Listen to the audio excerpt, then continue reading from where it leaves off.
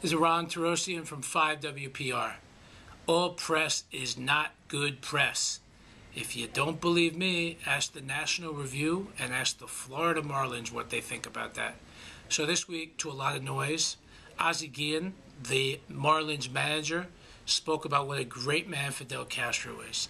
So if you want tip number one when you're a Major League Baseball manager, don't talk pro-Castro anywhere, but certainly not in Florida.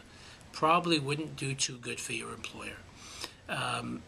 Ozzie Guillen left the Marlins with no choice but to suspend him, and I think if he gets off only with a suspension, I think he's lucky.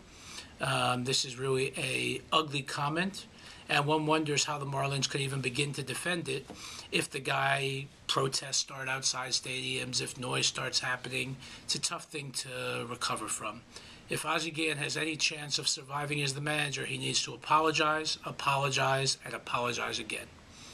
Issue number 2 of the week, John Derbyshire, journalist for the National Review, who wrote about the dangers that black people pose in America, and wrote about how you shouldn't live in black communities, and about politicians, and about not electing black politicians and things of that sort. You know, what are you thinking?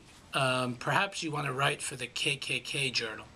Perhaps Derbyshire wants to be a journalist for Aryan Nation, but he left his employer, the National Review, with no choice but to fire him.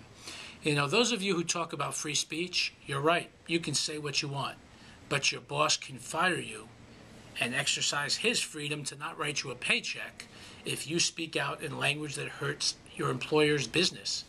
You know, these are both classic cases of crisis PR, and they're both examples of why not all press is good press. Ronn Torossian, 5WPR.